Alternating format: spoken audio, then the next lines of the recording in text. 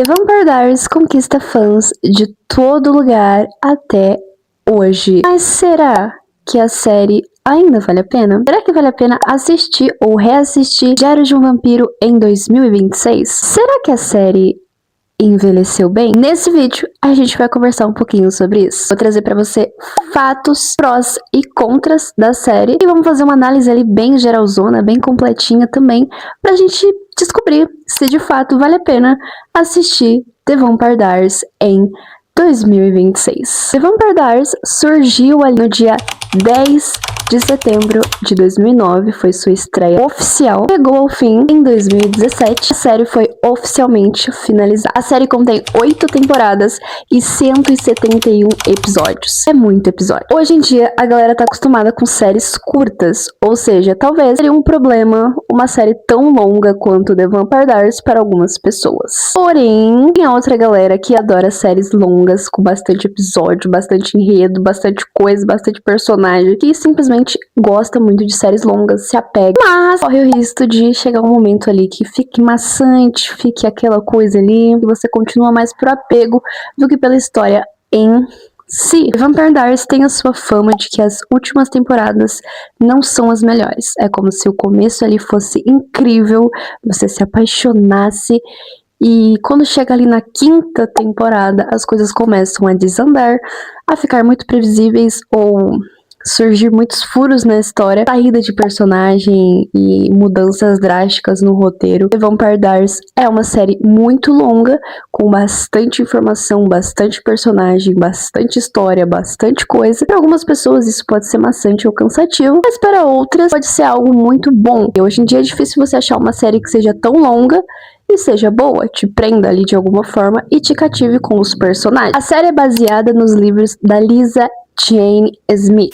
Ela tem uma série de livros, originou Diários de um Vampiro, e a série é uma adaptação. A série foi criada por Kevin Williamson, criador de Pânico, sim, Pânico, aquele de terror, sem ser o de comédia, e pela Julie Plec, que a gente conhece bastante. Quem é fã da série, acompanhou lá nos primórdios da série, sabe de quem eu tô falando. Quando The Vampire Diaries foi lançado, Crepúsculo estava em seu auge. Crepúsculo tava assim, ó, a melhor série que já tinham feito sobre seres sobrenaturais, vampiros, triângulo amoroso, drama e lobisomens e tudo isso que a gente se apaixona. Quando saiu The Vampire Diaries, todo mundo achou que ia ser uma pegada Crepúsculo. Só que Diário de um Vampiro, gente, é completamente diferente de Crepúsculo. Tanto em roteiro, personagem, universo, a forma como as coisas acontecem, como os vampiros agem, como os lobisomens agem.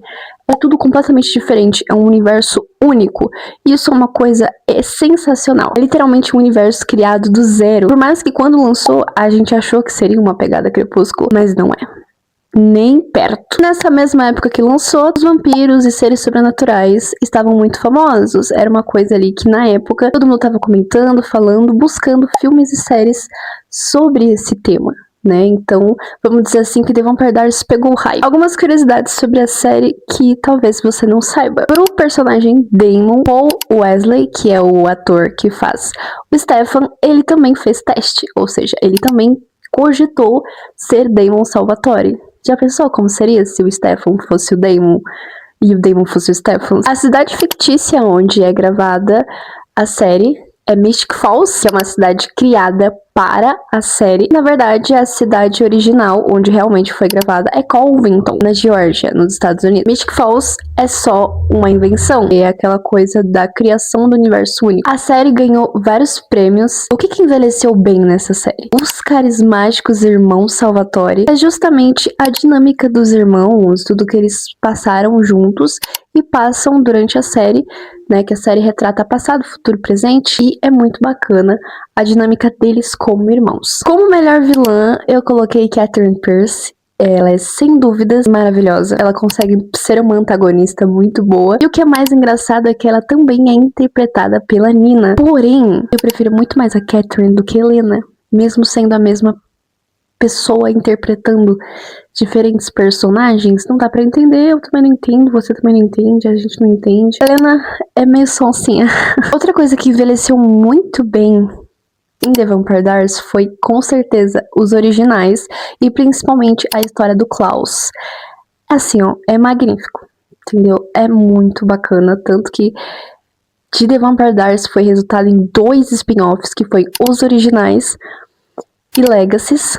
Então, assim, foi uma série que fez muito, muito sucesso. Público realmente fiel que assistiu essas outras séries, que são esses spin-offs que vêm diretamente do universo de The Vampire Diaries. A família original é surreal, os originais, muita gente considera que ainda é melhor do que The Vampire Diaries, pra vocês terem noção. Outra coisa que envelheceu maravilhosamente bem em The Vampire Diaries, com certeza, foram as músicas. Músicas que eu particularmente escuto até hoje, e se eu escutar, eu reconheço que é da série. Eu sei que é da série, eu lembro da cena, eu lembro de tudo, porque eu era obcecada por The Vampire Diaries. Eu era uma adolescente obcecada por The Vampire Diaries, pelo Damon Salvatore, enfim. Abafa. E eu não posso deixar de falar que eu já tava falando sobre isso desde o começo do vídeo, mas é a construção do universo. É muito difícil você pegar uma série que tem toda uma estrutura, tem toda uma construção, cada coisa tem um significado, cada colar tem um significado, cada anel tem um significado, cada magia e cada isso, tipo assim, cada mínima coisa, eles pensaram em cada mínimo detalhe. Nas temporadas finais, acaba tendo furos por outras questões, por saída de personagem, mudança de roteiro, mas no início é muito bem construído, é muito bonitinho, é muito perfeito, gente. É um universo muito bem feito. A história dos originais, quando eles apareceram, eu achei que ia ficar uma coisa confusa, uma coisa sem sentido, sem nexo. Não, gente, é muito bem explicadinho, muito bem certinho pra gente entender realmente como é que funciona. Eles foram divos, porque as coisas não ficam sem explicação, elas são muito bem explicadas, entendeu? É muito difícil você encontrar furos em The Vampire Diaries. É mais nas últimas temporadas por causa de mudanças. Agora vamos falar do que envelheceu mal em The Vampire Diaries. Com certeza a primeira coisa são os relacionamentos. Relacionamentos tóxicos, abusivos, estranhos, que a gente olhava e falava, eu quero isso aqui pra mim, isso aqui eu quero pra minha vida, isso aqui, ó. É um pouco problemático, sabe? Se a gente parar pra assistir hoje, em 2026, The Vampire Diaries, a gente vai ver que muita coisa ali não tá correta na forma que ele se relaciona, não tá bacana. Não sei, na época a gente ou não percebia, ou passava pano, achava normal, mas não é muito normal ali. Tem uns relacionamentos que são bem... Na verdade, a maioria dos relacionamentos de The Vampire Diaries são meio tóxicos. Tô falando assim porque eu tenho realmente apego e carinho por essa série, mas eu não posso negar os fatos. Outra coisa que não envelheceu tão bem foi o protagonismo da Helena. Helena não é uma boa protagonista. Aí que vem o ponto. Helena não é boa protagonista porque ela tem síndrome de protagonista. Helena é aquele personagem que tudo é sobre ela, o mundo gira ao redor dela, nada funciona sem ela. Sabe, essa pessoa se acha muito importante? Tudo bem, gente, ela realmente é protagonista da série, mas a gente tem a quarta parede, entendeu? Ela não sabe que ela tá sendo protagonista de uma série, mas é como se ela soubesse, porque tudo é sobre ela. E ela também é muito sonsa. Sabe a Bella? Eu acho que a única coisa que eles se inspiraram realmente em Crepúsculo foi pra fazer a Helena, porque ela é muito parecida com a Bella, no quesito de ser sonsa, de não ter muito carisma. Só que não é a atriz, é realmente a Helena. Porque a Catherine é a mesma atriz, gente. E assim, é completamente diferente da Helena, entendeu? Então realmente é a personagem que ela foi criada pra ser um pouquinho mais sonsa, um pouquinho mais lenta, sabe? Tipo, Helena da preguiça.